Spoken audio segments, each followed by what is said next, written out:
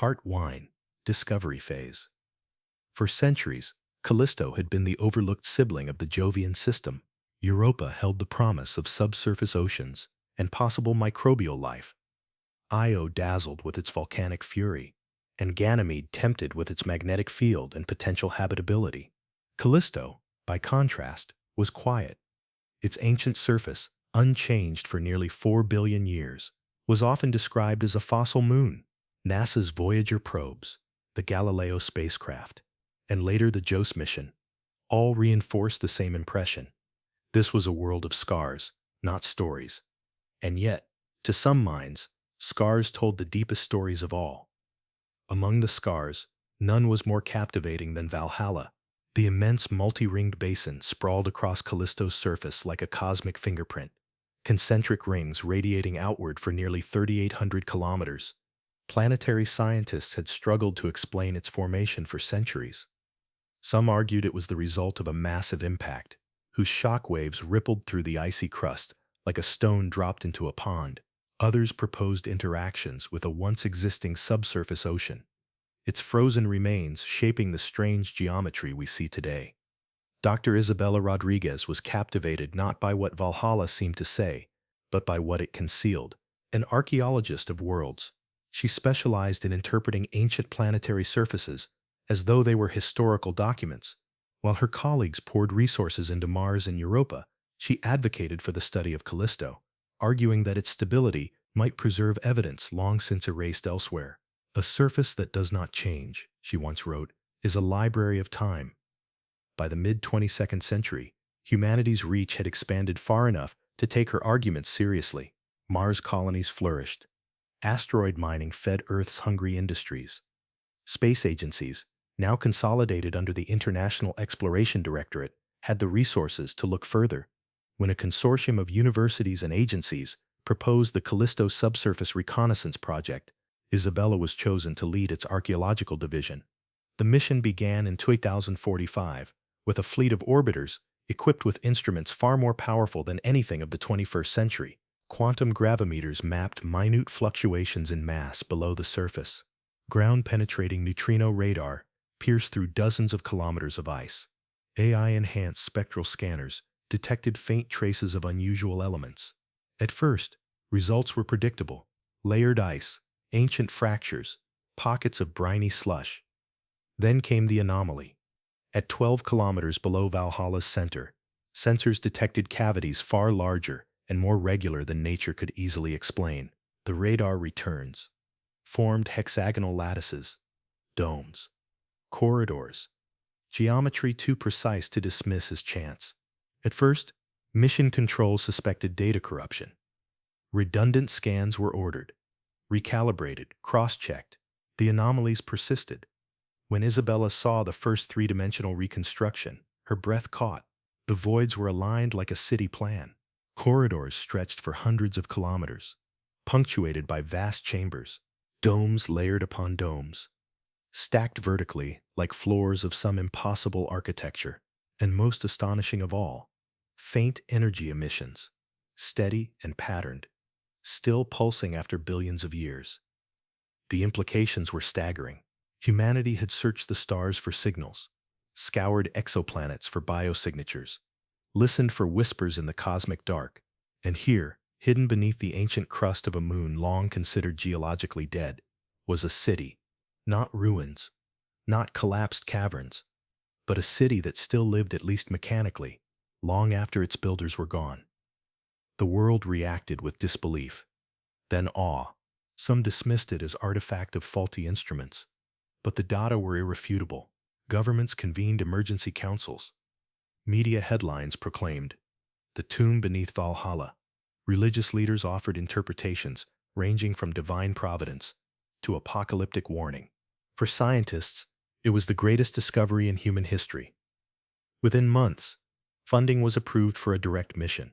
The Artemis Explorer, a nuclear fusion vessel designed for long-duration expeditions, was refitted for archaeological work. Its crew of 40 specialists included engineers, biologists, linguists, and quantum physicists. At the mission's heart stood Isabella Rodriguez, entrusted with unlocking the story of Callisto's secret. When the ship departed in 249, the world watched. For centuries, humanity had asked whether it was alone. Now, as Artemis Explorer accelerated toward Jupiter, the question shifted. What would it mean if we were not? The descent into Valhalla began with engineering precision, automated drills, massive rods tipped with plasma cutters, melted their way downward, reinforced by tunneling drones that lined the shaft with flexible alloy to prevent collapse. Unlike earthly geology, Callisto's crust was a strange mixture of brittle ice and embedded rock, fractured by countless impacts, but preserved in cryogenic stillness. At 15 kilometers, the drill encountered resistance, not from rock, but from an alloy no instrument could identify. The barrier was smooth, reflective, and curved like the surface of a dome. Thermal scans revealed a thin seam running along its circumference. By command, the drills cut along the seam. With a resonant shudder, the dome parted, revealing darkness beyond. Drones flew forward, their lights piercing the void. What they recorded silenced the control deck aboard Artemis Explorer. The cavern was vast, so vast that the drone's lights failed to find its ceiling. Towers of crystalline alloy rose in perfect symmetry, glowing faintly with an inner luminescence. Streets, broad, straight, flawless, stretched into the distance, lined with conduits that pulsed with dim light. Arched bridges spanned canyons within the cavern, and spiraling structures rose like frozen whirlwinds. This was not geology, this was design. When environmental sensors reported breathable atmosphere, shock turned to disbelief. Nitrogen and oxygen in perfect balance. Pressure equal to Earth's sea level. Temperature a steady 20 degrees. Hidden machines embedded in the cavern walls were still operating, maintaining this artificial biosphere after billions of years. Someone built this to last forever, Isabella whispered in her first log entry inside the city. Exploration unfolded cautiously. Drones mapped the nearest districts, revealing structures that resembled apartments, market squares, and civic buildings, but scaled on a colossal level. Some towers were kilometers tall. Transit systems, maglev conduits glowing faintly, still hummed with energy, their tracks disappearing into the distance. Isabella led the first human team to step into the city. Clad in adaptive suits, they walked down an avenue wide enough to fit an aircraft carrier. The air tasted metallic, sterile, yet breathable. Light sources, crystals embedded in arches, brightened as they passed, responding to their presence. The city was not abandoned in silence. It was aware. The deeper they went, the stranger it became. Some buildings spiraled inward like seashells, their interiors filled with latticework so delicate it defied construction. Others were brutalist monoliths, their walls covered with fractal patterns that shimmered under analysis. Entire districts were dedicated to gardens of crystal, where structures grew like plants in frozen bloom. Yet, amid all this grandeur, the city was empty. No artifacts of daily life, no tools, no remains, no evidence of inhabitants. The streets were immaculate, the chambers pristine. It was as though the builders had simply vanished, leaving the city to hum eternally in their absence. Por beluda duruyorum, çünkü metin şimdiden 14,000 plus karakter oldu. Sadece ilk 2 bölümün genişletilmiş versiyonu. Fort bölüm tamamlandığında toplam 41 karakter olacak. Devamını, Part 3, Deeper Mysteries, ve Part 4, Implications and Legacy. ChatGPT. Harika şimdi kaldığımız yerden devam ediyorum. İlk 2 bölümü genişlettik. Şimdi sıra Part 3, Deeper Mysteries, ve Part 4, Implications and Legacy bölümlerinde. Bu kısımları da aynı şekilde detaylandırarak tamamlayacağım. Sonunda toplam metin, 40 plus karakter olacak. Systems functioned automatically, as though in endless anticipation of a return that had never come. At the city's core lay the Grand Hall, a chamber unlike anything humanity had ever encountered. Nearly 5 kilometers in diameter and rising a full kilometer in height, it resembled a cathedral built for titans. The ceiling was domed, shimmering with an artificial sky locked in eternal twilight.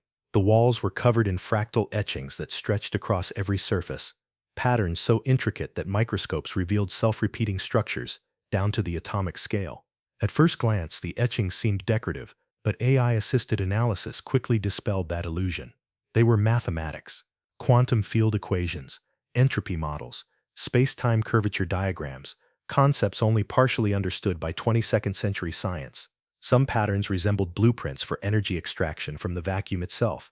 Others hinted at manipulations of space-time topology, equations that read like instructions for bending reality.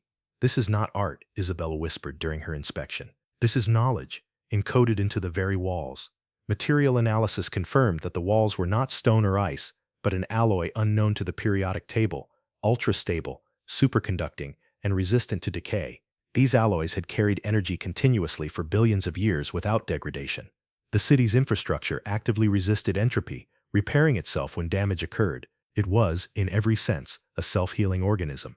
The mysteries deepened when the team discovered sealed sectors. Gates of glowing lattice barred their way, impervious to cutting tools, plasma torches, even quantum tunneling devices. Drones attempting forced entry were repelled by energy discharges that scrambled their circuits. It was as if the city had drawn a boundary, this far, no further. But it was not silent. Sensors recorded faint auditory emissions from some sealed districts, low-frequency harmonics that fluctuated in rhythmic intervals. When translated into audio, the tones sounded hauntingly like music, chords suspended in timeless resonance. Yet when analyzed mathematically, the tones revealed patterns consistent with prime number sequences and encryption matrices, music or code, perhaps both. Even more unsettling were the stasis chambers. Hidden beneath the grand hall, the team uncovered a vault stretching for kilometers, lined with crystalline pods. Each pod was large enough to hold a humanoid figure, suspended in perfect transparency, but they were empty. No bodies, no remains, only faint energy fields still cycling, as if waiting for occupants to return. The implications were terrifying. Were the builders once stored here? Did they awaken and leave?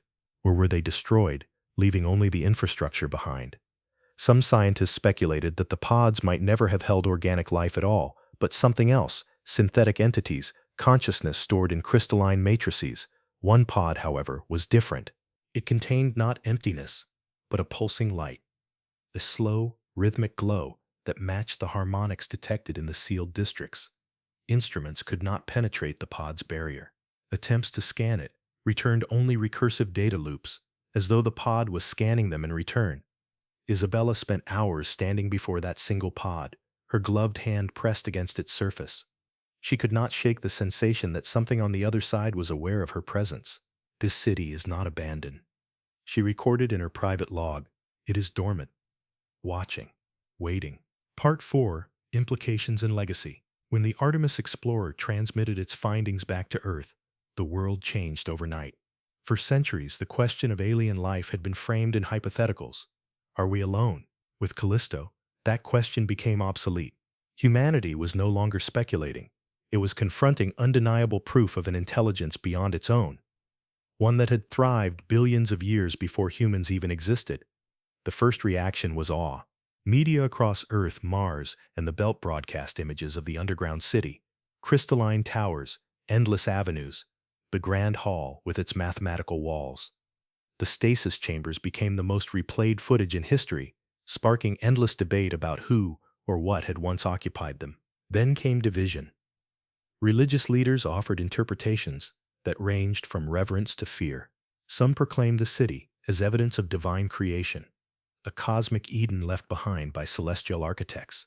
Others warned it was a deception, a relic of beings that had no place in God's design. Entire sects splintered overnight. Governments, meanwhile, saw power. Control of Callisto's city meant control of technologies that could reshape civilization. Zero-point energy, self-repairing alloys, entropy-resistant infrastructure. The International Exploration Directorate announced that the city would be treated as a heritage site of humanity. But rival powers immediately began planning unilateral expeditions. On Earth, protests erupted. Philosophers and ethicists warned against disturbing the city further. "We are children prying open a locked chest," one scholar wrote, "with no understanding of what we release." Conspiracy theories spread rapidly. Claims that governments had already recovered alien artifacts, that the stasis pods contained weapons, that the city itself was a trap. Yet amid the noise, one voice resonated above all: Isabella Rodriguez. In a live transmission viewed by billions, she stood inside the grand hall, dwarfed by its shimmering etchings, and spoke not as a conqueror, But as a witness, this city is not a ruin, she said. It is a message. It has endured 4 billion years of silence to be found by us. Its builders are gone, yet their work remains alive, patient, waiting. We must decide whether we approach it with greed or with humility, whether we see it as a vault of weapons or a cathedral of knowledge. Humanity's future will be shaped by this choice. Her words echoed across Earth and its colonies. For some, they were a call to reverence. For others, they were a challenge. For Isabella herself, they were a confession. She had fallen under the city's spell. In her final mission log, recorded before leaving Callisto, she wrote, "This city has no inhabitants, yet it feels alive. It breathes through its machines, sings through its harmonics, and waits in its stasis pods. I do not believe the builders are gone. I believe they are preserved here, in ways we cannot yet understand. And one day, when the time is right, they or their legacy will awaken." Callisto is no longer Jupiter's forgotten moon. It is the memory of a civilization greater than ours, a mirror of what we may one day become, or what we may one day fear to be. As Artemis Explorer departed Callisto's orbit, Isabella stood at the observation window, watching Valhalla's rings fade into shadow. Beneath that scarred surface lay a metropolis still humming in the eternal dark, a city that had endured 4 billion years of silence, and perhaps still listening.